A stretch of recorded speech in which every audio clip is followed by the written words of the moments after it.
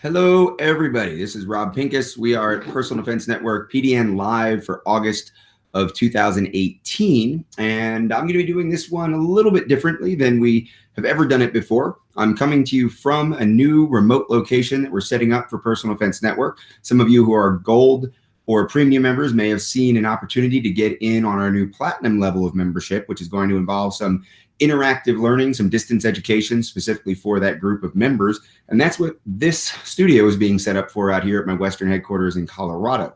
So what you see back here is a big interactive screen, and we've got some great lighting and some great audio and some great video. And we're probably going to be doing the regular PDN Live monthly, the video that you're watching right now, our free video that's available to anybody that has internet access.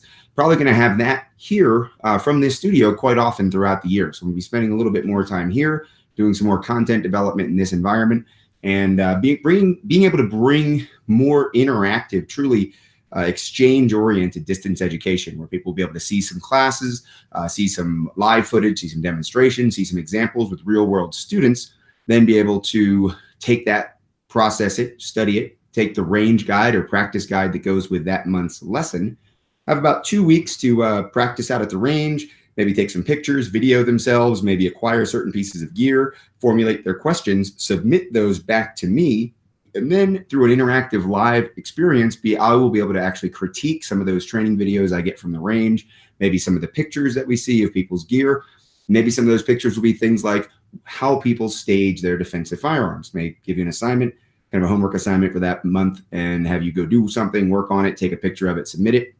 And then, of course, anonymously, we'll put some of that up on the screen and let everybody learn from everyone else's experiences. And I think really have a good time with it and accomplish a lot. Probably the next best thing to actually being on a range or in a classroom with me or one of our certified instructors. So pretty excited about that.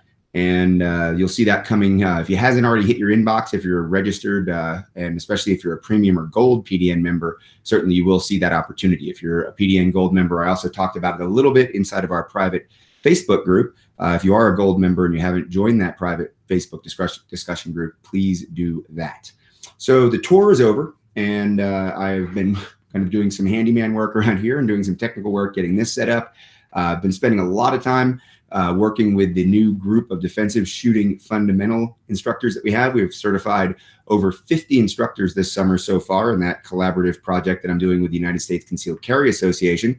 One of the great things about it for me is that I have not attended any of those open enrollment instructor development schools. They've been led by senior instructors in our methodology that have worked with me at ICE Training Company. Many of them, like all of them, have one time or another contributed to Personal Defense Network. So they'd be names that you know: Barrett Kendrick, Derek Poole, Ken Crawford, and Jamie Onion have been working with the leadership, the existing USCCA instructor program, and working on launching this new program, which has been really well received. So in addition to the scores of instructors that we had actively teaching in ICE, hundreds of instructors we've certified over the years, we've now added over 50 this summer alone. So I think we're up to I don't know, maybe 120 or so certified instructors nationwide for the Defensive Shooting Fundamentals class. You can learn more about that through the United States Concealed Carry Association. That program follows on from our Defensive Firearms Coaches course, which focused on one of two branches: concealed carry or armed home defense. Inside of armed home defense, one of the things that we have talked about for years is the importance of really first knowing the difference between staging and storing your guns, understanding what that really means. What is the difference between staging and storing? And then, of course, understanding how you can stage your guns in a responsible way so that you can access them efficiently, so that you have the other things that you might need around when you might need a firearm, other emergency items, and also, of course, to prevent unauthorized access. That's something that's incredibly important. Of course, today is the 26th of August, 2018, and my Eastern headquarters is in St. Augustine, Florida. Just north of there, there was a spree killing that occurred at a video game tournament. We don't know very many details. We know that the shooter took his own life, and we know that unfortunately 3 or 4 others have also died. I've not seen the details of whether he, the suspect, the murderer in this case, was involved in that count of 4, and there were 7 other people apparently struck by bullets as well and injured in hospital care now. So thinking about all my friends back there, of course, I've heard from everyone I've inquired, many people, that they're safe and that theirs are safe. But of course, I know many first responders there that'll also be dealing with that. And unfortunately, the trauma that comes after that.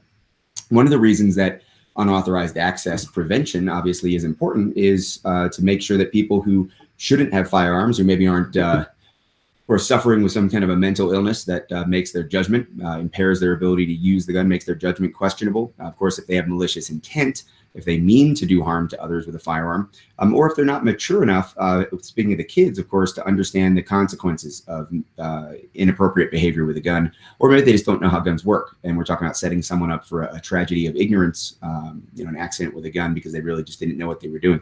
So it is incredibly important that we remember, not just today, but today we got another reminder that there are people out there that should not have access to firearms. And if you're a responsible firearms owner, you need to make sure that you identify how to do that efficiently in your home in a way that also, if you're planning on using those firearms for defense of yourself or those you care about, allows you to access those firearms efficiently. So let's talk about that first, the difference between staging and storing.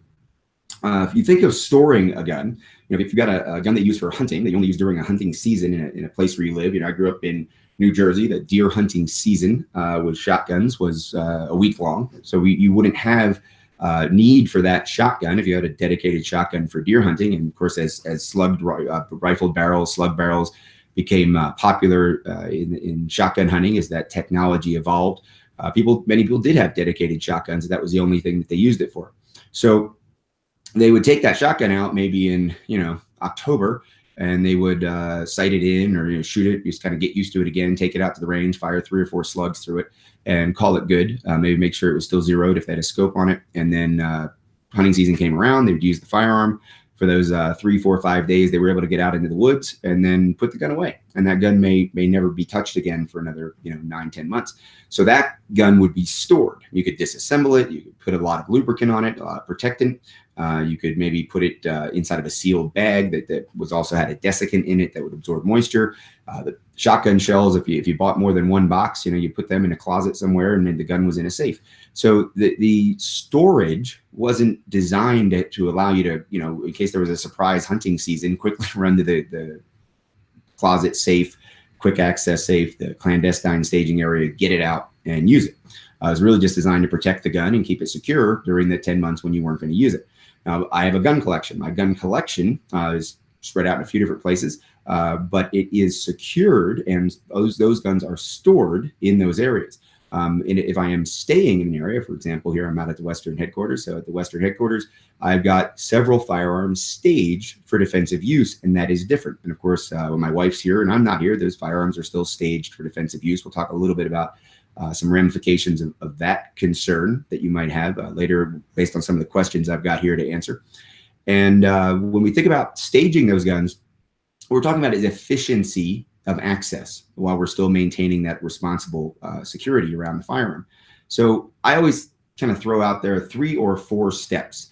If it takes you more than 3 or 4 steps to arm yourself, and of course, those of you familiar with our terminology know that we define arming oneself as obtaining a defensive tool and preparing it for use. So if I were to say that this screwdriver were going to be a defensive tool, I have obtained it, and now I've put it in my hand in a way that I have prepared it for use. If I think somebody's coming around that corner and I want to stab at them this way, if I wanted to hold it this way and stab at them this way, then this is now prepared for use in this orientation.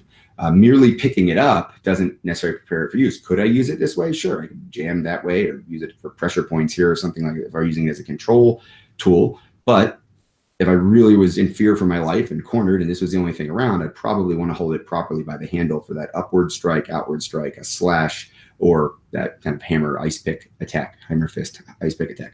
So that's obtaining and preparing for use. So that takes one, I grabbed it and oriented my hand on it. It's like a step and a half.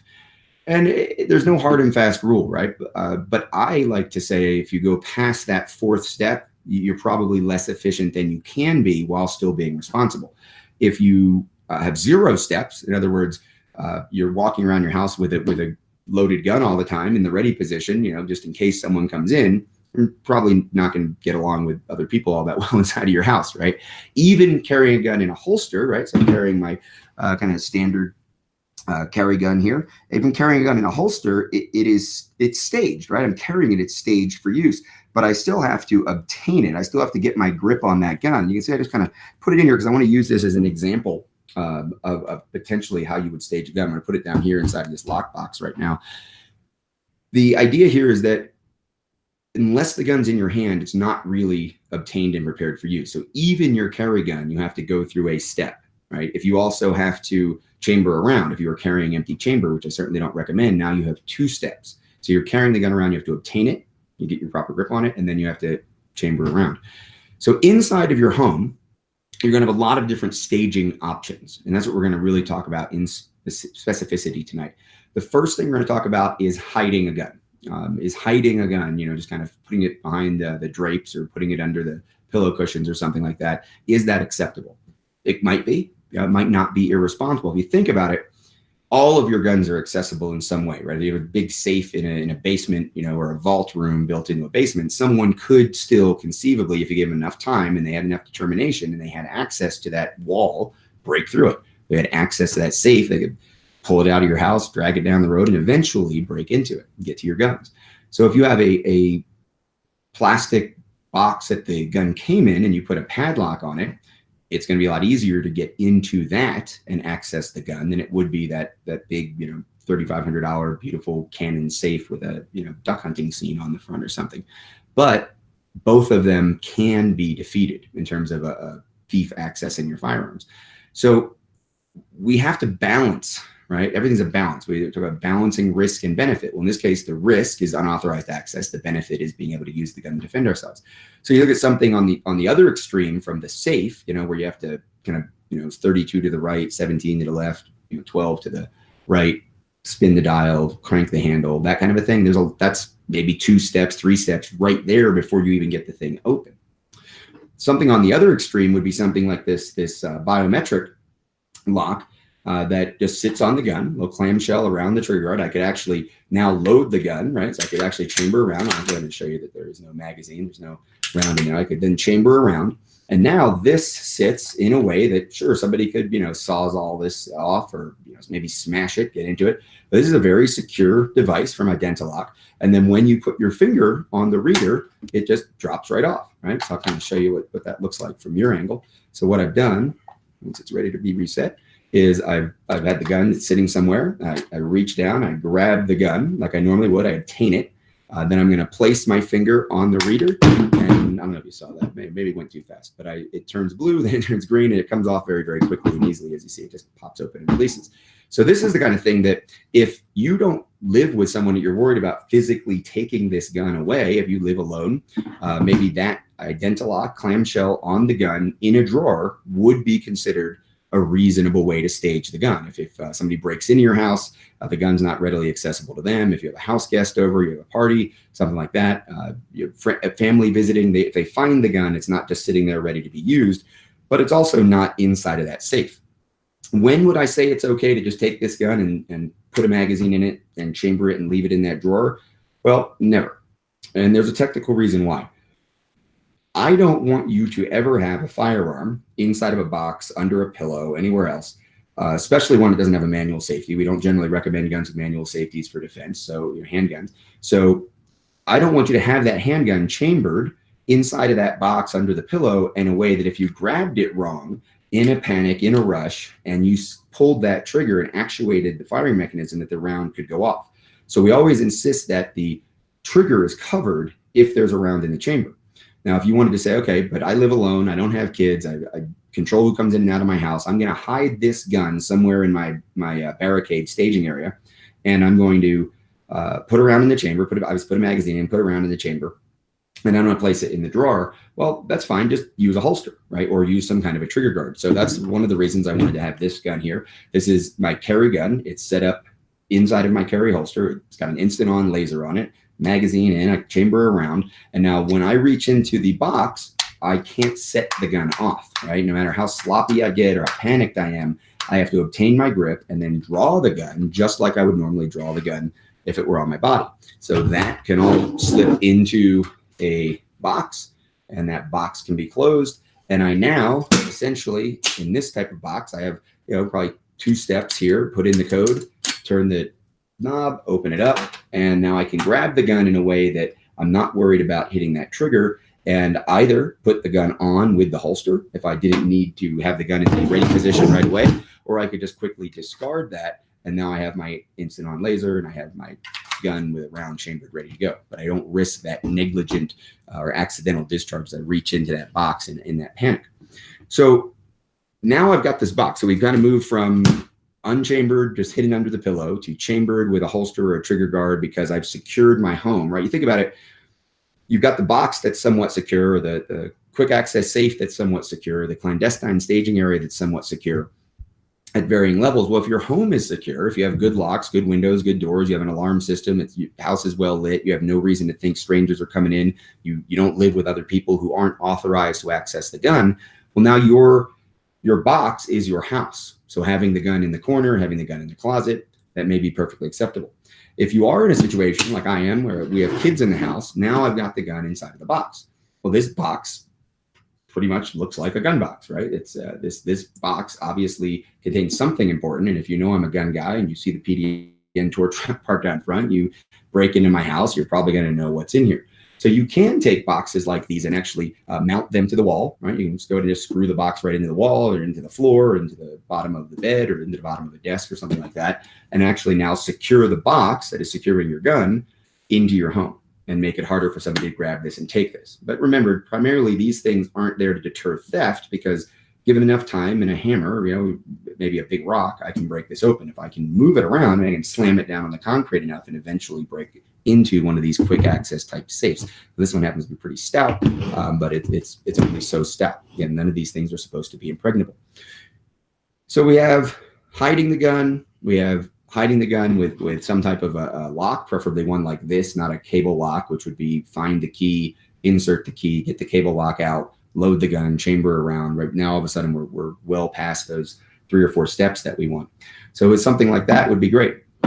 Another option we have, and I've talked about it a couple of times, is this clandestine staging area. So what I've got over here, and this obviously is not mounted, I brought it here for demonstration. This is a tactical walls unit. This is a chalkboard there. My wife has written one of our favorite slogans on there, protect what you love. And if you have one of these, you know how they open. The reason I wanted to just put this one here for demo is so that I wasn't going to necessarily reveal how this opens up on this live video. But this, once you are unlocking it, if I needed to get into this staging area, this whole front area slides open.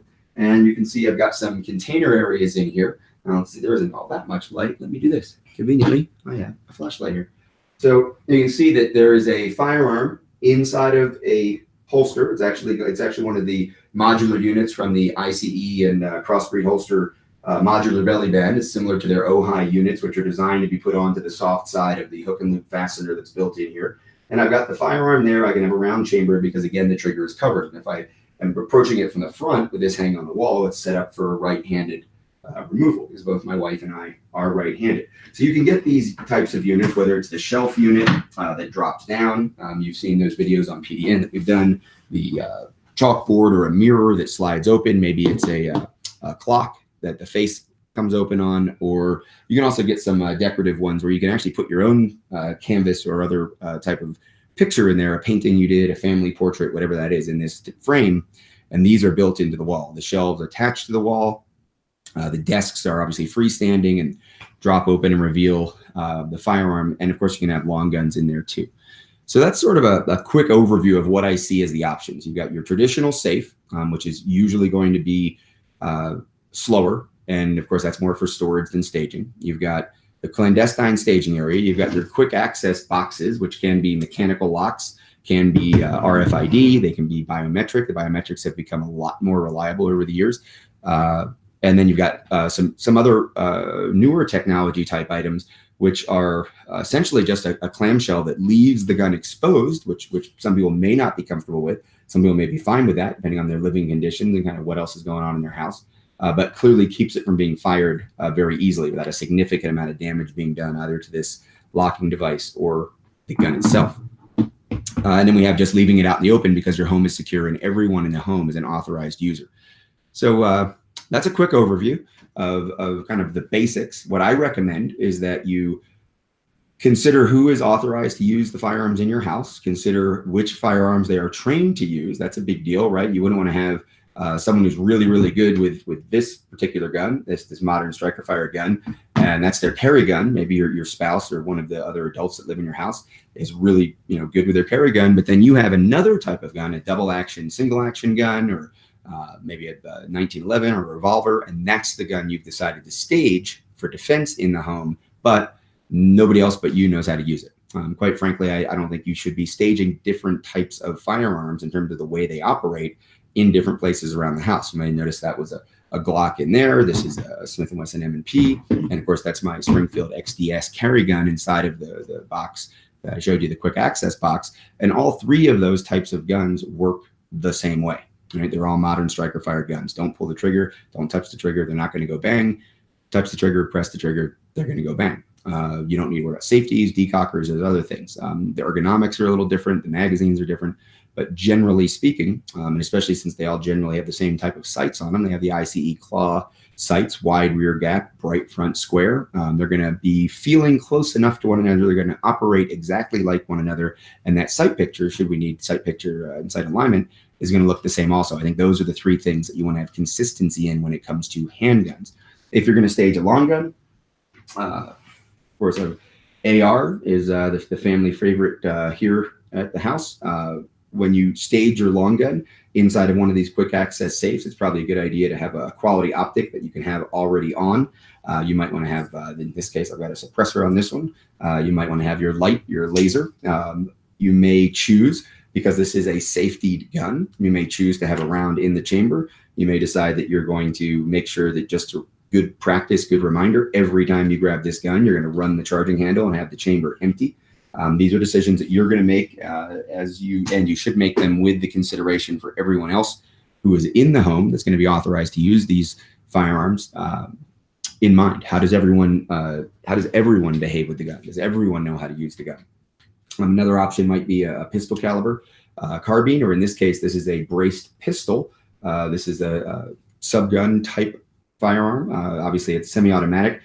This is a 9mm. It's the Streebog. It's got, again, a suppressor on it. It's got a light and laser. You can see the laser is set to be on there. We can also set that up to have the light on. It's got the brace, which in this case is one of the SB Tactical adjustable ones. And again, I've got a high quality optic on there that is set up and ready to go on all the time. That about covers the firearm. Shotgun, of course, I don't have a shotgun handy right here. I don't stage shotguns in the house specifically for personal defense anymore. I certainly used to.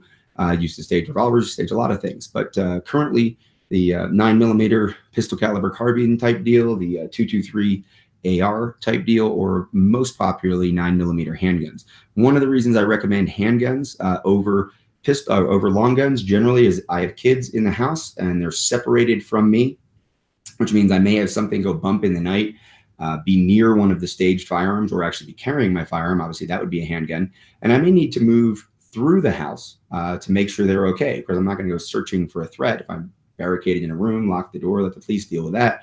But I may need to go check on the kids.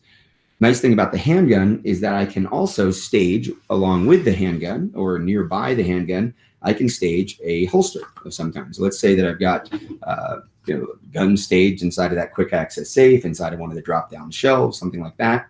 But I've got it on a trigger guard. So I've got a trigger guard lanyarded inside of that box. I grab the gun. When I remove the gun, the lanyarded trigger guard stays there. Now the gun is ready for use. But if I need to move through my house towards the kids, we know that there are tragedies every year. There was just one involving a older gentleman apparently suffering from dementia, where he shot his granddaughter in the middle of the night. The judgment call there may be that the family should have intervened if they knew he had dementia and not let him have access to that firearm.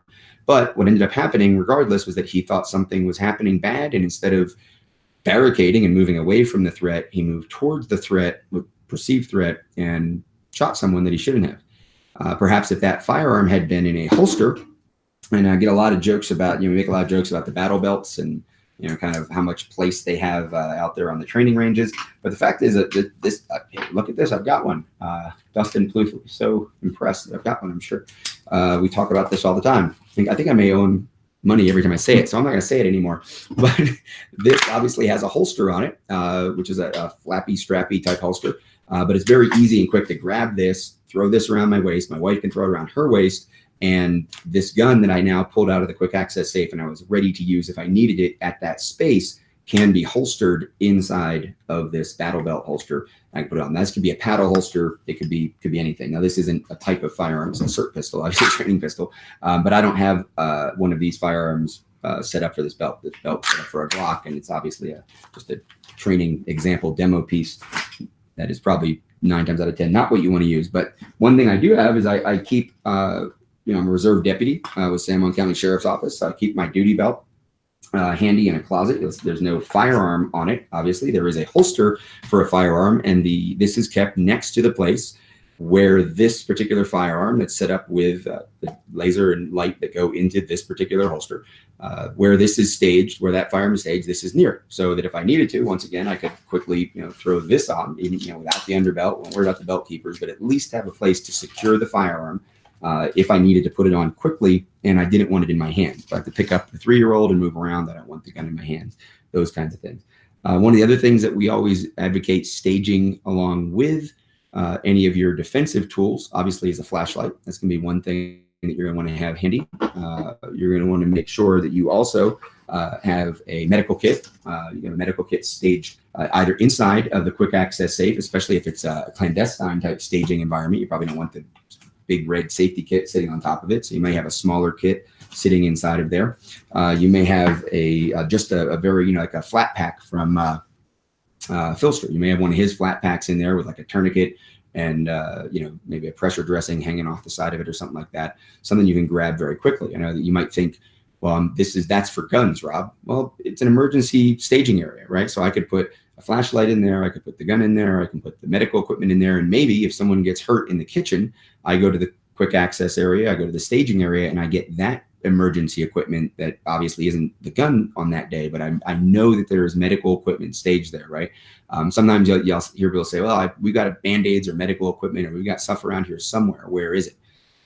Last night we had some people over, and someone was joking about potentially needing an AED, and well, we have one, but not everybody in the house knows where it is. It's not sitting in a glass container in the wall that says, break glass in case of a cardiac emergency. But my wife and I know where it is. So knowing where your emergency equipment is and keeping it someplace consistent is something that can be really important.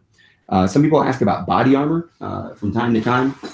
If you have body armor, if that's something that you own, and probably maybe not for me, I don't even think of it as being necessarily for myself that I'm going to take the time to put this on. Again, I'm not going to look for a threat, but if I'm in a barricade space, or if I'm going to leave my wife barricaded with the baby, maybe, and go check on the stepkids or something like that, get them, make sure they're safe. Maybe I'll have my wife put this on. Maybe I'll drape this over the baby. The same thing would go for a ballistic shield. This one's obviously been used for some testing from Universal Shield over in Switzerland. But while you may not have a ballistic shield in your house, there are certainly many, many places now that you can buy the ballistic panels that go into kids' backpacks. There are some whiteboards that are now made with ballistic panels, some decorative art, things like the tactical walls, except it's designed to be grabbed off the school wall, the office wall, or maybe your bedroom wall, and be used as a ballistic shield. So maybe that's something else that you're going to stage there.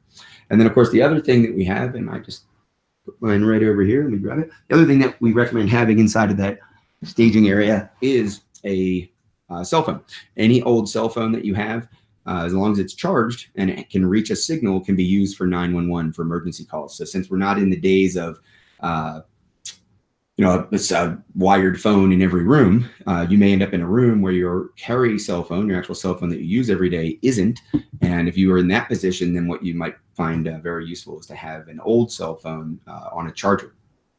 You can wire a charger. I have a couple of these set up around the house where there's actually wires going in from the back, hardwired into the house's electrical unit, so that we can plug a USB in. And that way, that old phone that's not on a contract right now, is inside of that clandestine staging area. You could do it inside of your safe. Many safes now have plugins for electrical connections, so that you can have maybe a hard drive in there, or a dehumidifier inside of your large safe. I know Canon does that with a lot of their safes. You may have some of those built in, and you can also plug a phone in inside of one of those if you're using that type of safe for your staging area. So that's something to think about as well inside of your barricade area. So let's get to these questions now.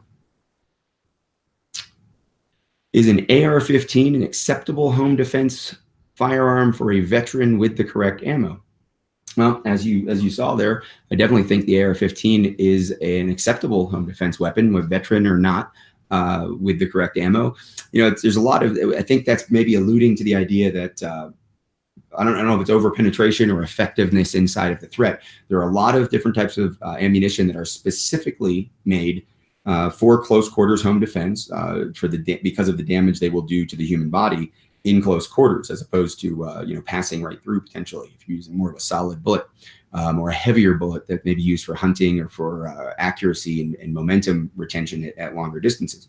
So yes, absolutely, the right type of bullet, something like the ballistic silver tip from Winchester, the lightweight kind of varmint round in 5.56 or 223 is something I recommended for a long time. Now there's a PDX Defender. There's a Defender round from Winchester that is actually like more of a duplex round, where the front is designed to open up with a bonded jacket technology, and then there's a core that's retained for depth of penetration. I've tested that bullet a lot, tested both bullets a lot inside of gelatin through heavy and light clothing. Seen the 5.56 work very, very well inside of different animals. I've seen the 308 version of that bullet, that ballistic silver tip bullet, work in a lot of animals, right? Taking more deer with that than anything else. So there are ammunition choices that are better than others. One thing people worry about a lot is the over penetration concept with rifle ammo. In the tests that I've done and most of the tests that I've seen done and reported on, the pistol bullet is much more likely to maintain its path, retain its weight, and be dangerous to people through multiple layers of typical Western construction drywall home than the 5.56 round. Now, the 5.56 round is longer, tends to have much more tumbling caused simply by hitting that drywall. And when that round hits a wall this way, of course, it loses a lot more energy than it does when it loses it going this way. The pistol bullet tends to be more of more like this shape, and there isn't that much dramatic difference hitting the wall this way or hitting the wall this way. So it's if you ever had tumbling bullets or hit intermediate barriers on a training range with paper targets, you can see from a mile away when that 5.56 round has been tumbling, and you see that kind of slash that goes through there. It's a little harder to pick out than 9mm round because the shape isn't that much different when you start tumbling it and you think about tearing through a wall or paper. So the deflection that occurs from that into that round, the likelihood of that round to lose its energy is much higher, and the likelihood of that round to break up and then be lighter. And of course, it starts out lighter. The average 5.56 rounds, at least half or at most half of what your typical 9mm defensive round is going to be, half the weight, and that weight has a lot to do with the momentum that gets carried through those walls. So counterintuitively, maybe the rifle round, typical defensive rifle round out of a 5.56 is less likely to be dangerous to people down the way. The other thing you have to remember is that bullet tends to, because it's more solid and less deflected, maintain its path. Well, if you were shooting at a human chest, then that bullet's moving through the walls at human chest level. If you shoot a rifle round at that wall at human chest level and it starts getting deflected more, it's more likely to end up going up into the ceiling or down into the floor and not posing as much of a threat to someone maintaining that linear path. So absolutely. Brett, I have a 2-year-old baby girl. What's the best holster and position to be in when in and out of a car? Okay. Not necessarily home defense, but maybe we can spin it a little bit there if you don't mind, Brett. I don't know that there's a better answer. The way you carry is the way you're going to be carrying. If you're, you can see advantages and disadvantages of, I think, both appendix carry and behind the waist carry specific to carrying a 2-year-old or picking a 2-year-old up or getting that 2-year-old in and out of the car seat. I will tell you that, there've been enough sensationalized type training videos of the woman or the man who's getting the baby out of the car seat, paying no attention to what's going on around them. If you think about leaning into that car like that, getting the baby in and out of the car seat, a gun carried at 4 or 5 o'clock behind the waistband, behind the body, behind the torso is much easier potentially to see, to have taken away, things like that. And going to be harder to access if somebody grabs you from behind or tries to push you into the car without them interfering with it than an appendix carry. Again, I'm a big advocate of understanding how appendix carry or centerline carrying in front of the points of the hip can be safer in many ways, and more accessible under a wider variety of circumstances. I carry appendix. I've got a 3-year-old, and when I carry her around, every once in a while, her foot might actually end up on top of it. More likely when she was smaller, but no big deal there. So I would still advocate for you carrying in the best way for you without any special consideration for the times when you're with the 2-year-old or picking the 2-year-old up or getting it out of the car or moving around your house. That might be a thing as well. You'll notice that, like with the battle belt idea, as with the duty belt, that gun is in a different place than I would have it if I were carrying normally appendix carry. One of the things to remember is that if I'm in some kind of a critical incident inside of my home, that firearm isn't likely to be just holstered and I'm going to let go of it. I'm very likely to remain in a staged condition, which means my hand's on the gun, my hand's on the flashlight here, or maybe I'm calling 911, moving around my house without the need for a light. I know my house layout, or I've turned a light on. So my hand is on the gun, right? So it's not a question of different muscle memory, so to speak, of where to reach for the gun. If my hand is on the gun, I'm in the staged position. If I'm picking the baby up, or I'm opening a door, I'm barricading, I'm doing something else, then I've got those other layers of things to deal with before I would draw my gun to be able to use it anyway. So while consistency is always the best policy, there may be some expediency or practical issues, especially if you live in a house where one person carries appendix and the other person carries on their hip.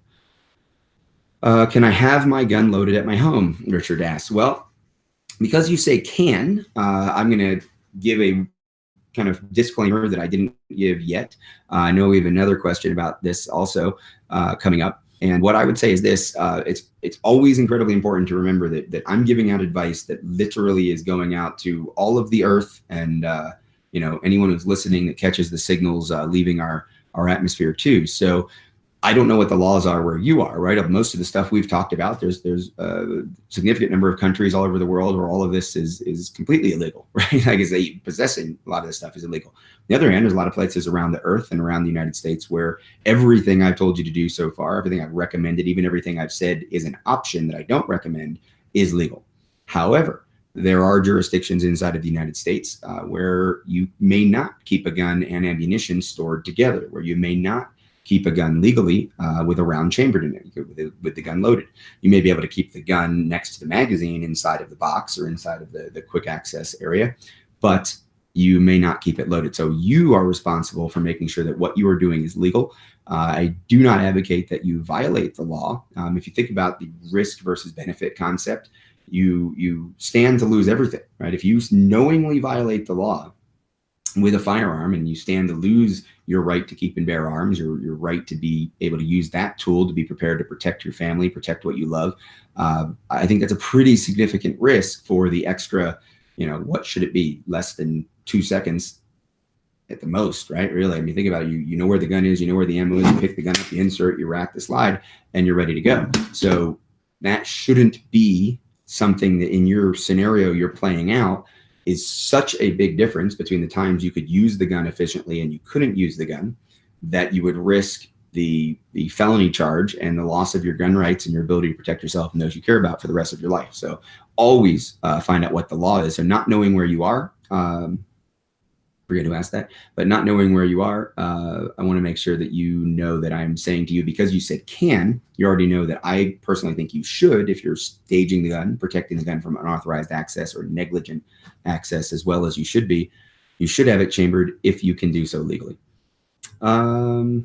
Home gun storage safes are concerned. Well, the one I showed you there is called a lock vault. I like the mechanical lock. It's got a key backup. When it comes to the biometric and the push button, the ones that I have used for the longest amount of time and still trust at various locations here and back east and when I travel is Gun Vault. Gun Vault is probably the most established name in quick access safes for defensive firearms, whether you're talking about one that's mounted to the wall, whether you're talking about one that has enough room to put a medical kit and flashlight and holster, extra magazine, and all that kind of stuff in there, the phone, all of those things. Gun Vault has a huge variety of models, shapes, sizes that have been available over the years. And you can find a lot of that information right here on Personal Defense Network. You can just probably Google quick access safe, or obviously put Gun Vault inside of the search engine at Personal Defense Network right behind us, and you're going to see a lot of different reviews and demonstrations I've been using. I just watched, if you follow my social media on Facebook earlier today, I put a link to an episode I did of Trigger Time in 2012, I think it was, 12 or 13, where I talked about staging in the home. And in that video, I know you see at least 2 different gun vault models, if not 3, in that 1 4-minute, 5-minute TV segment, where I'm actually showing you potential staging areas throughout a typical home floor plan between the kids' room, the kitchen. I know in the kitchen and in the kids' room, there were gun vault products being used there. Remember, quick access safes aren't designed to be impregnable. Talked about that at the beginning. So these safes aren't the same as a storage safe or a security safe. These are meant to defeat unauthorized access. One of the things we talk about is kids, right? So if I put the gun under a pillow, like, I know mentally, like, a 13, 14, 15-year-old is very likely to find it, right? To mess with it, to let the curiosity and the boundary pushing and the lack of concept of consequences or risk aversion get to them, and they're very likely to touch it, mess with it, right? If I put it inside of a metal box, I don't care how thin the metal is, I don't care how weak the lock is, I don't care how easily defeatable the hinges are.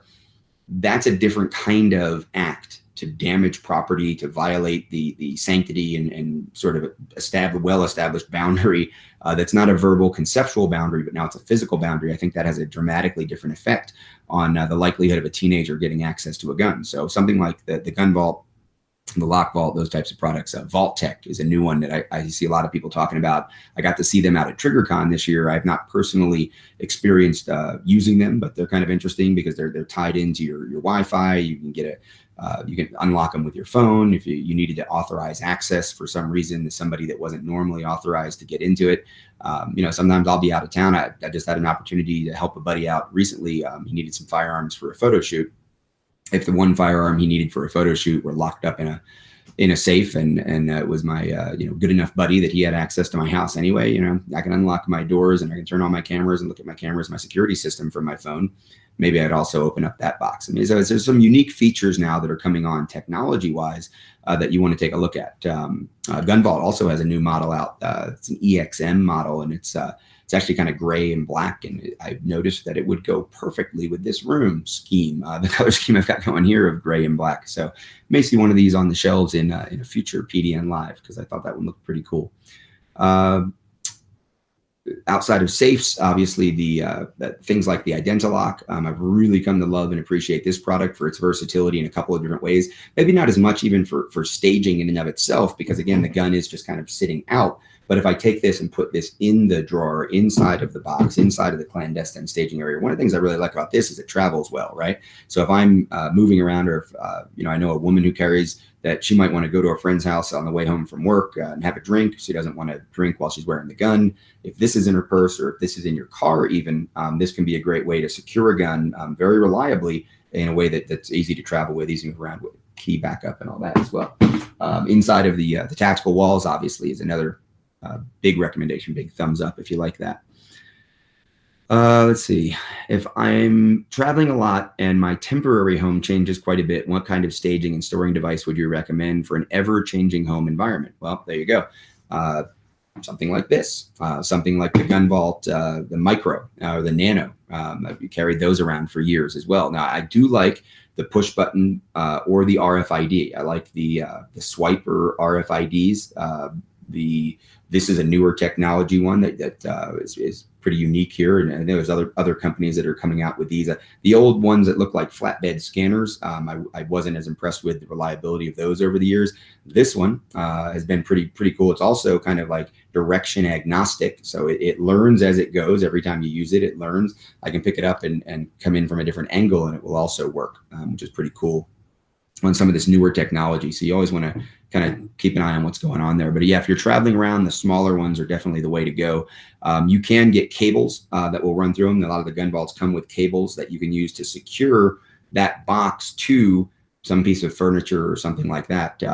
I don't know that I would recommend generally leaving a gun inside of a lockbox that can be carried away inside of a hotel room, right? I mean, you're trusting the hotel room at some level, right? You're trusting the staff to not steal your, hard drive that you left there, or your jewelry or whatever else you left in the room.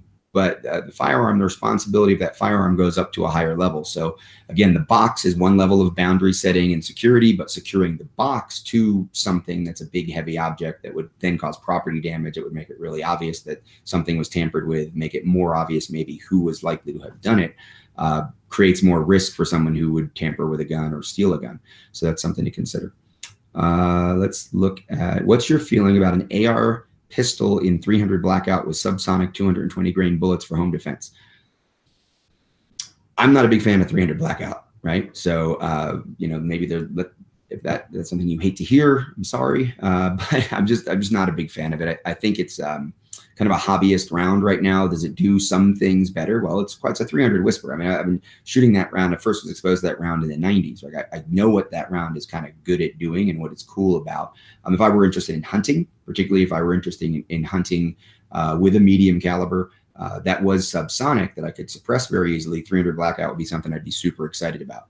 I'm generally just not that excited about it. So the concern is why, you know, that heavier bullet. Remember I talked about mass earlier having a lot to do with momentum and having to do with potentially pushing through a threat or pushing through walls and being dangerous to someone else. I think you open that door up a little bit with the heavier bullet. I think that if you're going to suppress if that's the idea, is you want it to be as quiet as you can make those guns, I don't know that there's a huge difference in, or I don't know there's huge value in the level of suppression you're going to get with that round versus what you certainly could do with it with a pistol caliber carbine. We can make that 9mm. I'll put that up against any 300 Blackout setup with a 9mm round instead of that Wildcat kind of ish round, or you know, it's not a Wildcat anymore, I guess, but this other more unique round. The other thing about it is with the AR, you notice I have a suppressor on that, so I'm lessening the concussion. I'm not worried about the sonic crack in terms of inside the house. I'm not worried about that. Of course, we can get subsonic rounds for those guns as well, make them very quiet, even quieter than just with the suppressor. So I'm just not a big fan of that round in particular. One of the other reasons, and the main reason I've really just grown to kind of distrust the round, I guess, is that I have seen far too many pictures and in person held far too many guns that are 5.56 guns that have been blown up by erroneously, negligently, mistakenly loaded 300 Blackout rounds. You know, same magazine, same gun.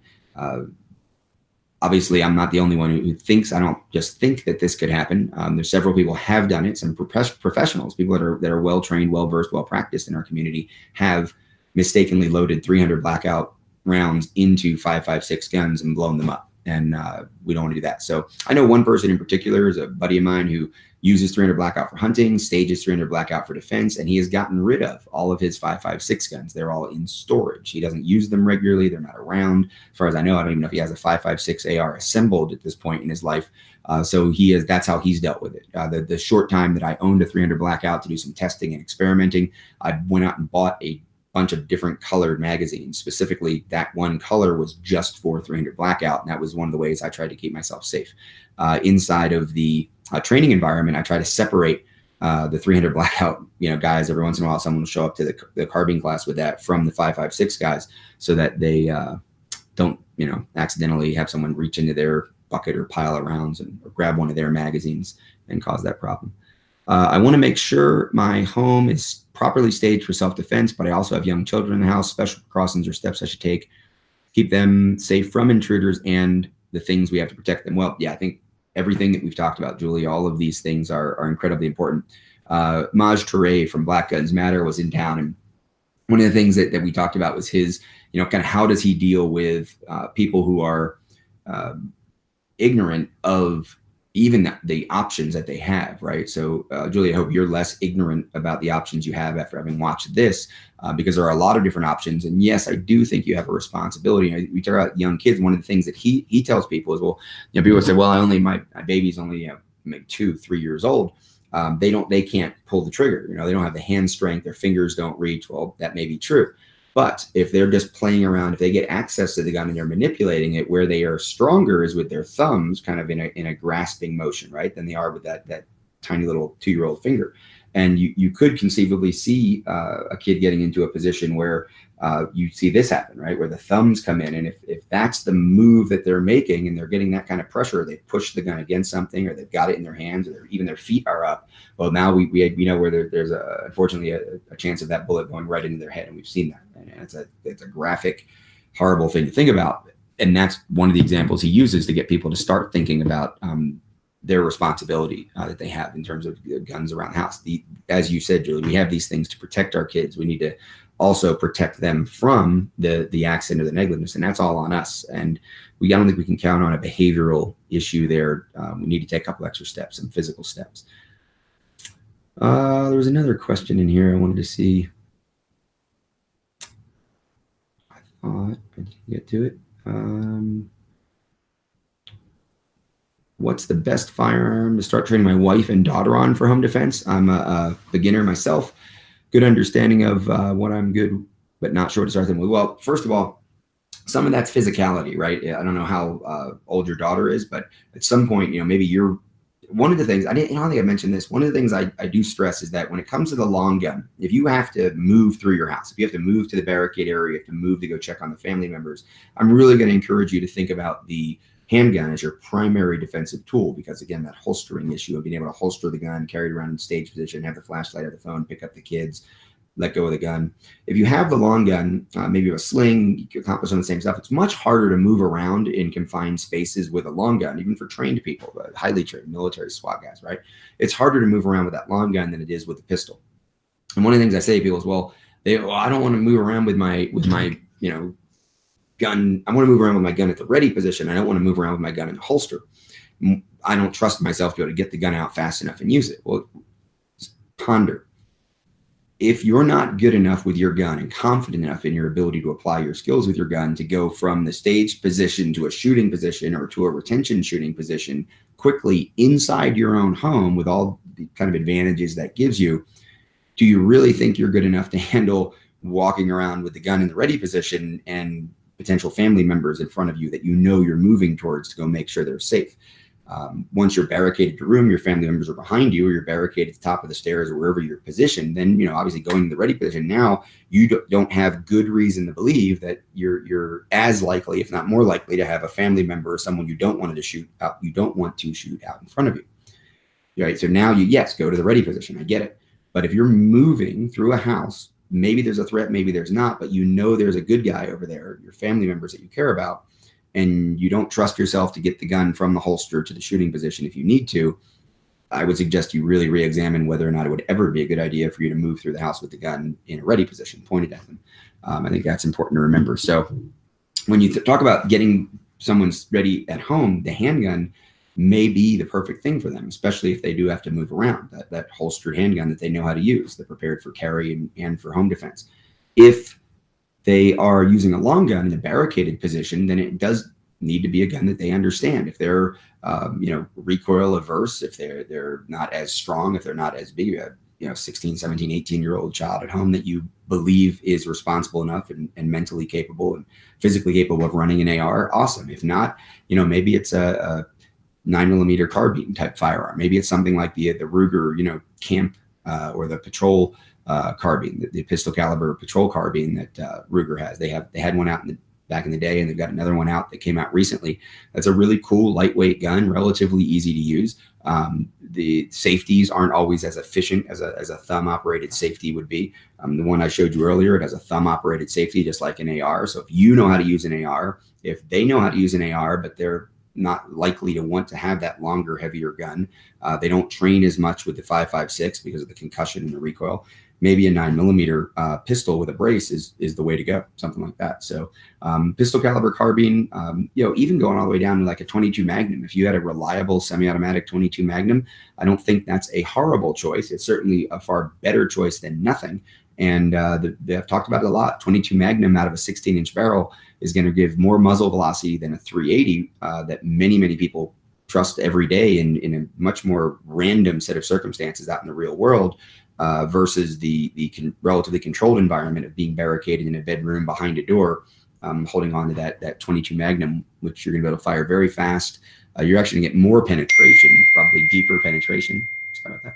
Probably get more penetration through the human body with that 22 Magnum round, moving as fast as it is, with less surface area than it has, than the 380 has. But you're going to carry more muzzle energy, actually. So that's kind of an interesting thing people don't think about. Let's do this.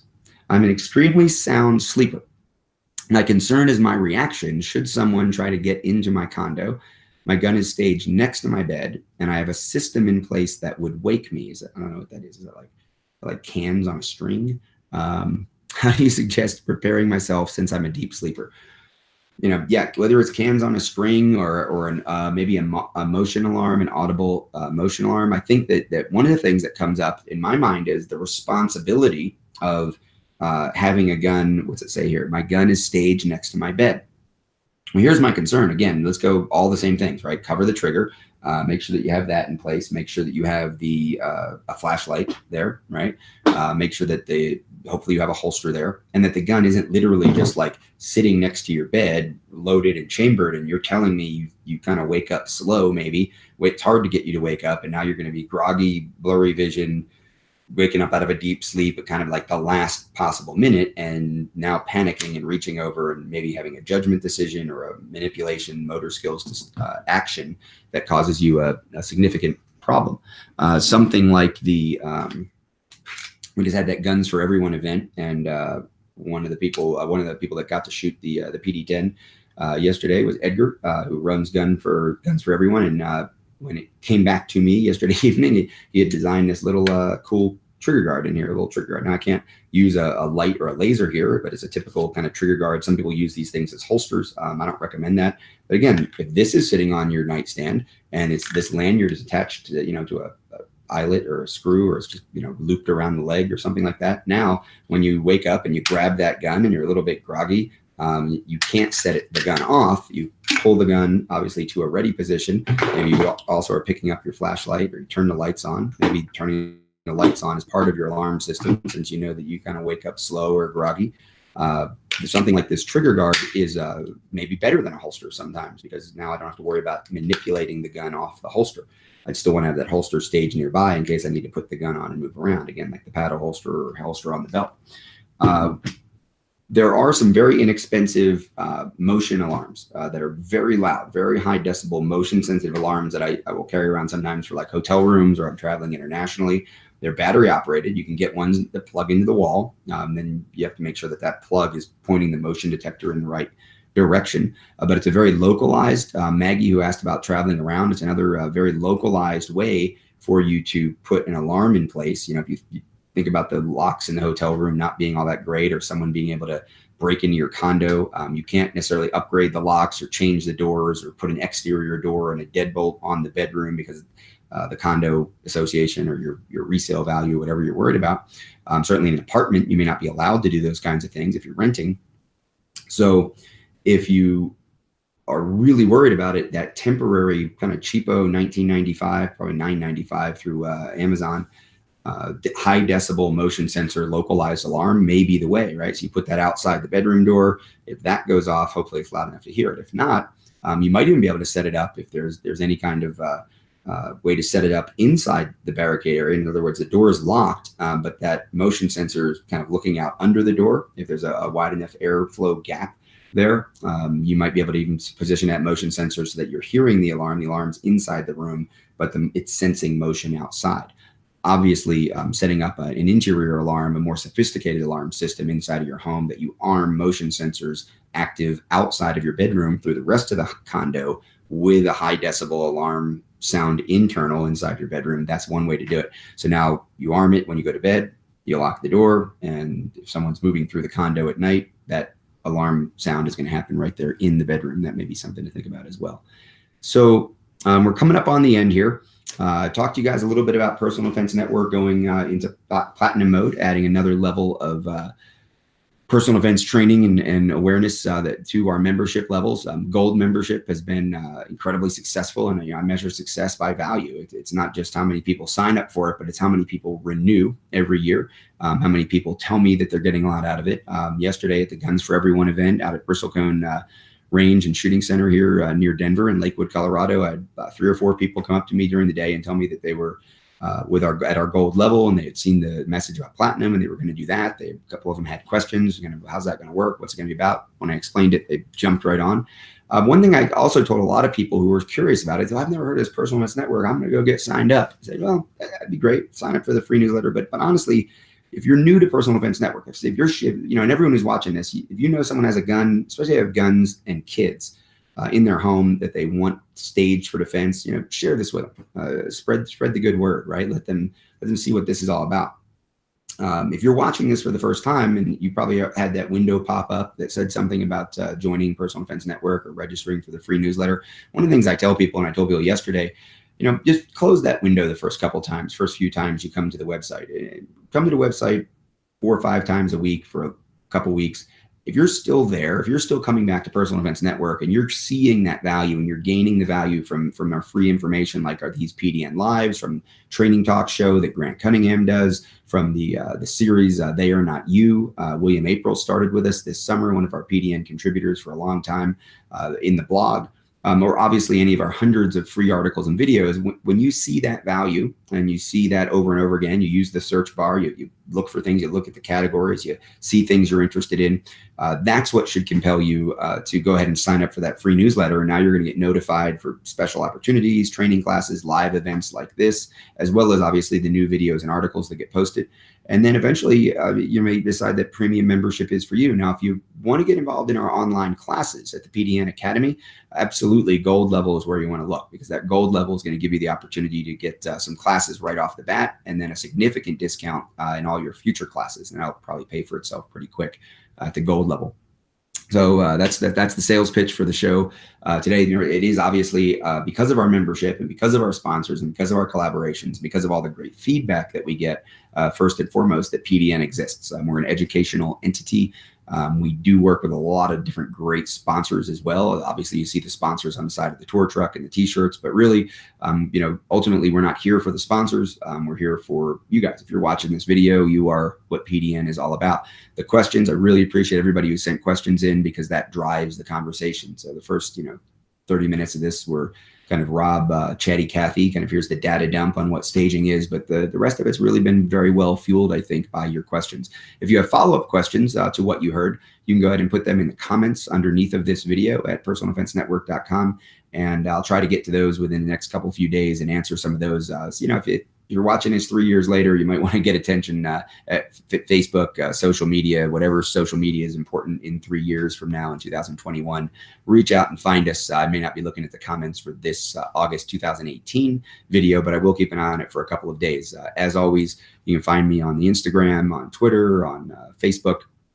Follow Personal Defense Network. Give us a like and share this video. Share this video with everybody that you know who should be thinking about efficient access, but especially meeting their responsibility to be a good firearms owner and securing their firearms from unauthorized access, and maybe really taking some minutes to think about what unauthorized access is and what they should be trying to avoid.